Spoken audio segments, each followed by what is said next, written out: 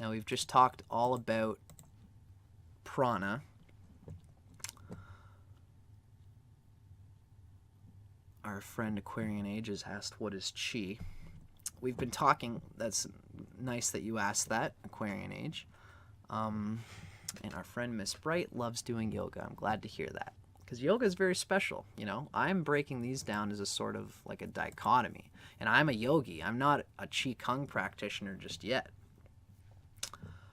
I'm coming at this whole thing as a yogi trying to bring Qigong into the yoga world. That is my bias. Now, Qigong, on the other hand, as opposed to prana, Qigong stems from and is created for an awareness of the electrical meridian systems that interconnect the organs of the human body.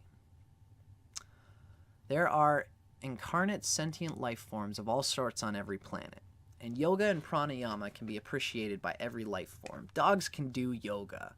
If a dog is just too nervous and it senses that, then, you know, maybe it can do something to contain what's going on there.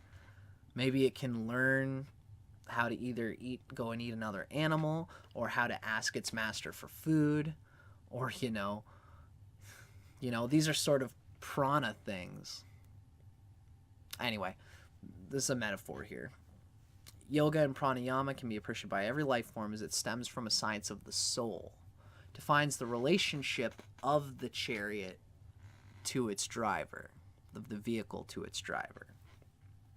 Every animal can learn its own body and even do this sort of yoga. I guess it's not really true, but you'll see what I mean. Qigong is a materialist-centric Taoist science which is specifically concerned with the nature of carbon-based human beings on planet Earth, whose DNA have been, and this is a Dustin Cormier thing, you know, this is my idea, whose DNA have been engineered by extraterrestrial intelligence or just the nature of evolution to work through a mystical 5-element phase phenomenology inherent in our bodies. In other words, Qigong is concerned with the chariot.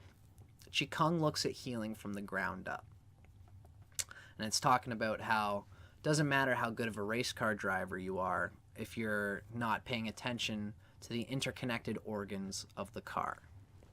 And there are ways of healing the organ systems of the body, which you're not going to learn if you're spending all your time just trying to cultivate concentration.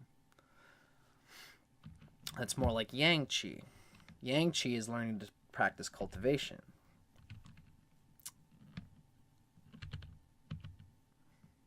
I will say this slide here. This is a cool one. We're going to get more into Qigong. We're getting there. There's a bit of these that I might not even just do, but I will say, yoga concerns the mind. Let's see, blah, blah, blah. So this is the point. Many yogis do not concern themselves with the chariot, with the body that carries them. They get others to do it for them, like a doctor, you know, or a Qigong, someone who does acupuncture or acupressure. The Qi energy field of the body is like it's like the prime minister to the king. The king is the self, the spirit, and the king of the soul. That's like talking about that Ferrari. You know, the Ferrari is concaved and curved to fit its destiny. In the way of that destiny is the true meaning of the vehicle. The Qi energy field of the body, of the engine, the internal parts of the engine. That's like the prime minister to the king. If the king does not have a good relationship, the king, the soul, the self which is doing this concentration, The king does not have a good relationship with their prime minister, with the elemental flow of the kingdom which they rule. They may be out of touch with their energy field, no matter how much they meditate. And this is the point that I wanted to say here. If you've been watching me so far, this is probably one of the key lines that you're going to get out of this whole thing.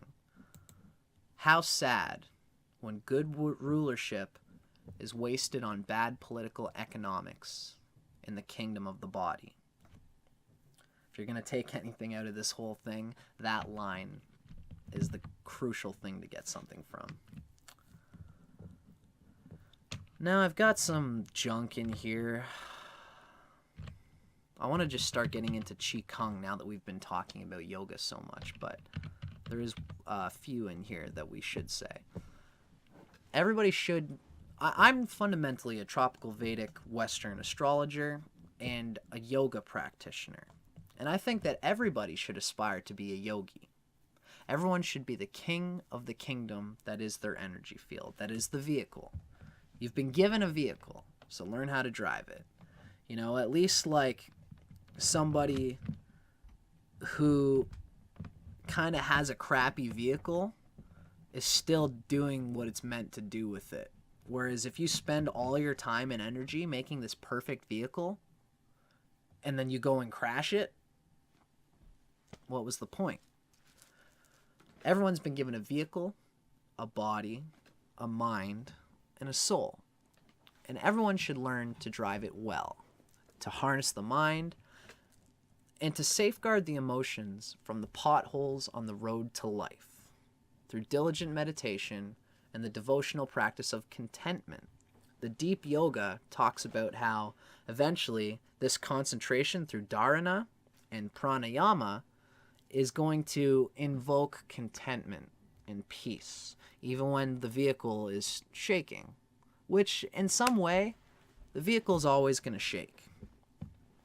Or even when the vehicle doesn't shake. If you're a perfect Qigong practitioner, you'll have infinite wellness and longevity and health pouring from within. This is what guys like Mantak Chia are trying to tell us, you know.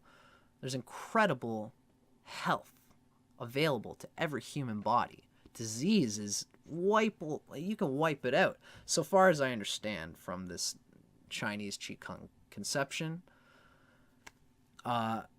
it's going to take a lot of science and a lot of research and diligent effort in order for us to find out that that is true. And I think it is. But this is the point, is that even when you do Qigong and you get it to such an exalted place where your body hardly even feels the wear and tear that you put it through, you're still going to need to learn how to drive the vehicle well and to not break a sweat, or, you know, once you've got this beautiful vehicle through Qigong, yoga will teach you how to keep it on the road and to not swerve when you see a pothole, or to do it with grace. There's a quote from my beautiful book, the Srimad Bhagavatam, which says, "Those who wear shoes to protect their feet are not hurt by the thorns that lie upon the road. Likewise, those who have learned to be contented under all conditions are never hurt by the thorns that lie upon the path of life." That's what yoga is going to do.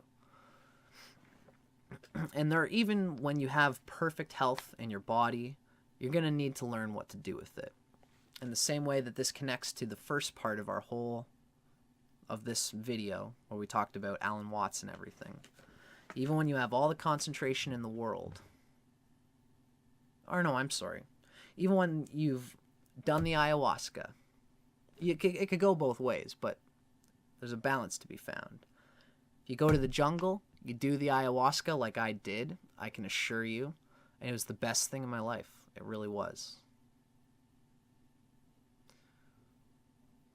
But essentially, what I got from it is that, you know, you've still got to act. I had the visions. I had the deep, cleansed vision of myself and my soul after having thrown up all the junk inside my organs on ayahuasca. And I had this very clean vehicle. And the question was still being asked of me. What are you going to do with it? Are you going to express it with love? Are you going to express it so willy-nilly that you never really cultivate anything? Are you going to do it without concentration? Are you just going to go and be a hippie and just have sex with a lot of people and get that ecstatic sexual release and not really build anything other than those experiences, which are special and important and beautiful? What are you going to do with it? That is what this whole thing is trying to tell us. Yoga gives us a transcendental perspective on our energy.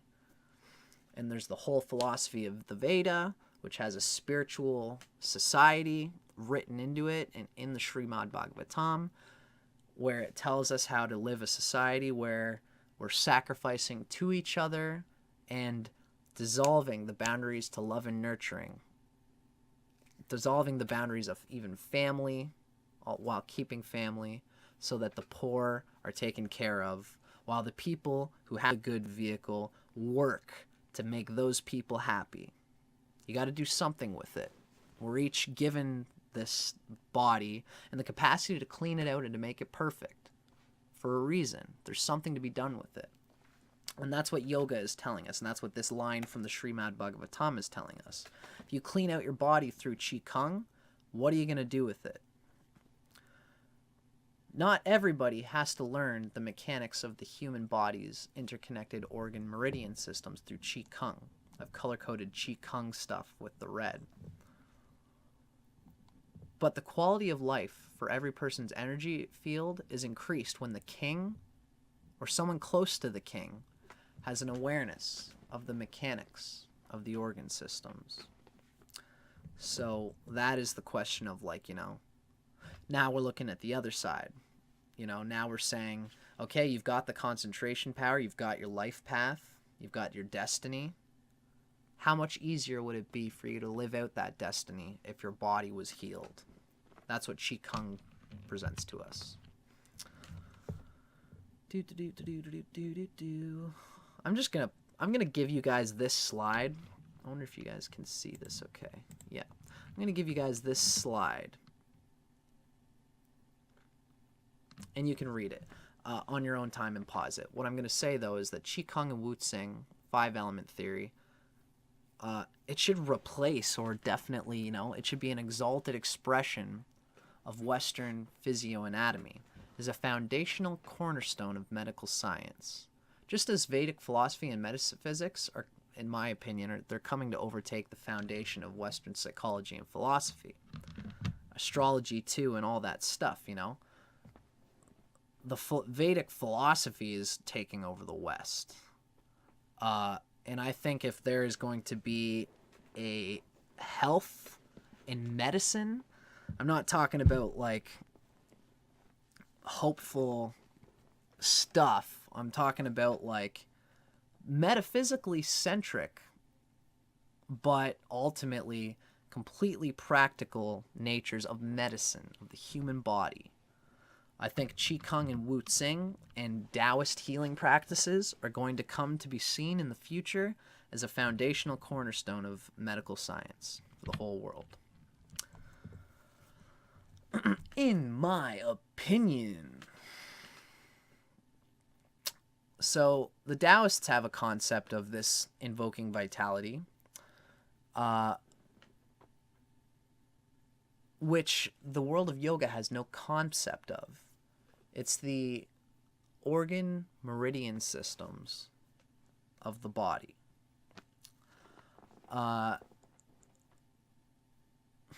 Prana, this thing of, like, that whole thing. It's called yang qi in Chinese medicine. Yang, this vitalization through the breath.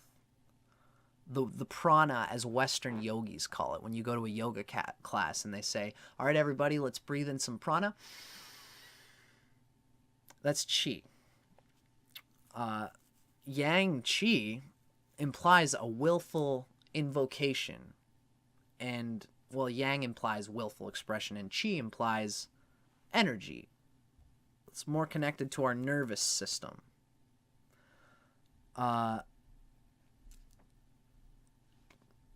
Western prana, again, when you go into class and your teacher says, all right, everybody, let's breathe in our prana. It's Yang Qi. These are a cultivated habit of willfully inducing vitality through breath and concentration by invoking the cells, the energy in the cells of the body. So, when you think about it, because they do that, the Chinese culture, they're not bad race car drivers either. Because they are learning, you know, now we're coming to the point where I'm being sympathetic to the Taoists, because again, I was saying with yoga, there's great physio and anatomical stuff that yoga has that not even the Taoists don't even have. But there are things that the Qigong people have. They're as capable with driving as the yogis are. Maybe not as capable, but they have a lot going on as drivers as well. Look at any martial artist and you'll know what I'm talking about. You know, when it comes down to it, if we had like a strong yogi warrior who has just got so much endurance and capacity and strength, put him up against a kung fu master, that's an ancient debate, I suppose, but you know, you see my point, that the Qigong people have things to offer us that yoga does not. So Yang Qi is not synonymous with Yang Yoga. Yang Qi is just the influx of vital breath energy from the cells through concentration, right?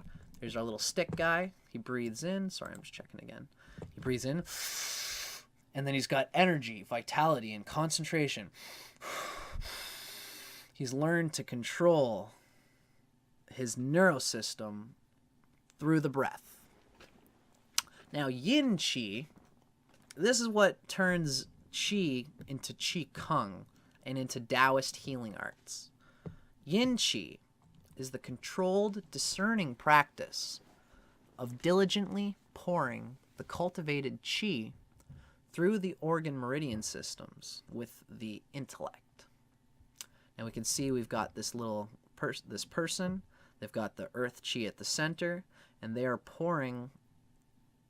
consciously pouring their cultivated Qi energy, which they've done through cultivating concentration through dharana,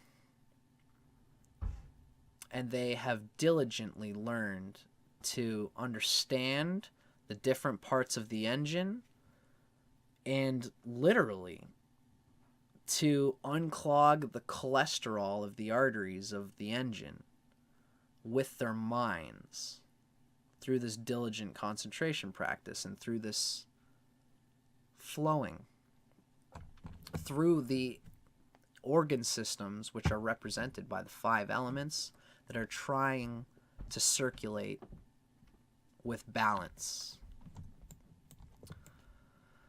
Now, both of these, Yang Qi and Yin Qi, these represent the duality of Qigong practice.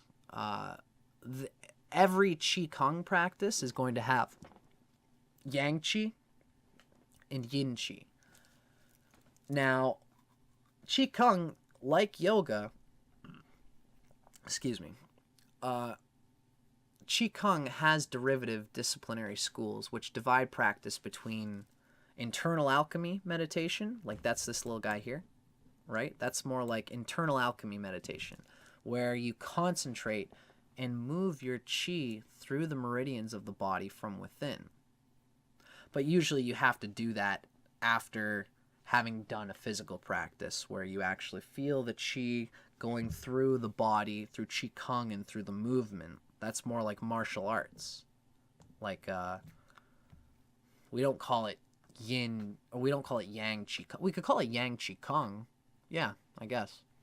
Yang Qigong uses Yang Qi and Yin Qi. That's martial arts. That's Yang Qigong, where You're doing in a yang way. You're cultivating yang qi, and you're dispersing that qi through the actions of the martial art and through the different parts of the body. And then there's yin qigong, you could say. And that's like meditation and internal alchemy practice. Both internal alchemy practice and martial arts practice rely on the cycle of breath energy. It's cultivating yang qi, followed by dispersing qi in a yin way through the meridian systems for the purposes of cleansing and purification of specific organs.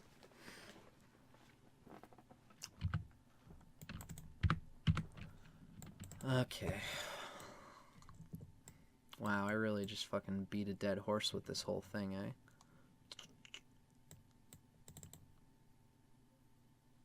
Now this, what you can see here, this is essentially the same thing that I've been saying this whole time. I'm just going to skip it because, again, we've said all of this already. Is the esoteric yogas and prana are not the same as Western yogis think of prana. You can pause this if you want to give that a read over. And this is essentially the same picture as we saw at the start, right? With all the same meanings. And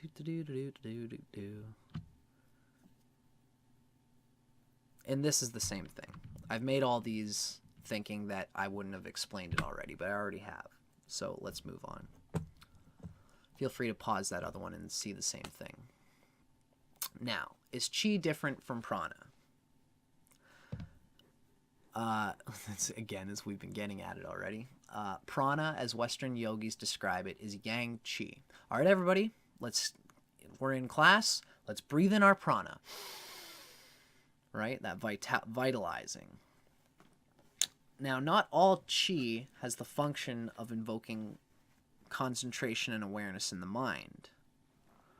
Not all qi has the function of high-speed performance, like that race car driver. The hidden element that the Taoists have, which the yogis lack, is the earthbound awareness of the interconnective, holistic operation of the human body's 5 organ meridian systems. When you push the cultivated yang qi through these inherited organ systems given to us by the mystery of evolution that seems to be contained in our DNA. You know, I almost think that I'm a Timothy Leary guy, and Timothy Leary talks about the possibility that human life was seeded here through direct transpermia, which means that we in our human bodies might have come from another planet, and that explains the weird missing link between the apes and humans as we know it. That's a whole hairy thing. I don't even know if I fully am there. I'm just thinking about things to get you guys thinking about, like, why is it that the human body has this seemingly ancient engineering system of these 5 organ meridian systems? That's a very Dustin Cormier vibe, you know. Let's try to stick for now to something that's at least workable in a Western scientific framework, which I think ultimately Qigong and the Taoist 5 healing organ meridian systems are understandable scientifically. We just got to unfold it. Sort of in the same way that like when the first people were discovering magnetism, they would put a magnet up to some iron filings and oh my god, it's magic. The iron filings followed the magnet, but there's no physical strings to connect the iron filings to the magnet. It's got to be magic. Well, science eventually figured out what those magical strings were, which is electrons and protons being connected to the magnetism of the South Pole or the North Pole of the magnet. In the same way, when the liver in the body is expressing excessive, it's working itself too hard, we find that reflected in a deficiency in the small intestine. They're magically connected. Wow, that's amazing, right? Science can figure out, in the same way that it figured out the magnetism of the iron filings, science can figure out this interconnected meridian system of the body if they were willing to look at the magic of Chinese and Taoist healing arts. When the mind, through concentration, gained from yang qi, again, I got to make sure that you guys can see me here. When the mind, through the concentration gained from yang qi, consciously disperses the cultivated, potentially yin energy through the engine in order to cleanse and purify the specific organ systems and parts. This is called yin, cultivating yin qi. This represents the holistic, preventative self-medication of ancient Chinese Qigong. Yang Qi is a willed, vitalizing summon of an electrical energy from the cells of the body through the inspiration of the breath. Come on, everybody, let's do the prana. Yin Qi energy represents the phase of Qigong practice in which one consciously wills, through their intelligence and experience and discernment, the central nervous meridians in the body to circumnavigate an electrical and arterial current of breath awareness into each organ. Qigong makes use of the organic interdependence of the 5 elements, which is what Wu Tsing is, which micro-manifest as the 5 interwoven organ systems of the body. Sort of like in the same way that in Western astrology, we've got 12 signs, 4 elements, 3 mutabilities. It's all these archetypes in the macrosphere, which, and as above, so below, as they know through Hermetic philosophy. The macro archetypes of the energy spheres of the planets in their signs and in their mystical geometries expressed through the psychology of the human beings born at that time. In the same way, in Qigong, the cosmology of its own dials, Chinese astrology has its own cosmological dials. They're 2 different astrologies, 2 different cosmologies. But in any case, Wu Tsing expresses itself with its archetypes through in the microsphere as the individual human body with its individual reflections or expressions of those 5 elements. I want to keep pushing along here. Let's see. Okay, we still got 2 viewers. How's it going, folks? It's always nice when I have some people watching the show with me instead of me just prattling on. So at some point, I'll just, take a peek at some questions. In fact, I probably should right now because we're about to get into some deep-ass stuff. So just to take a quick peek, just so that people are aware that, I'm trying to have this thing where you can be a part of this with us. We can see we've got a commentary here for anyone who wants to leave any comments for this class and for coming classes or discussions, lectures, whatever.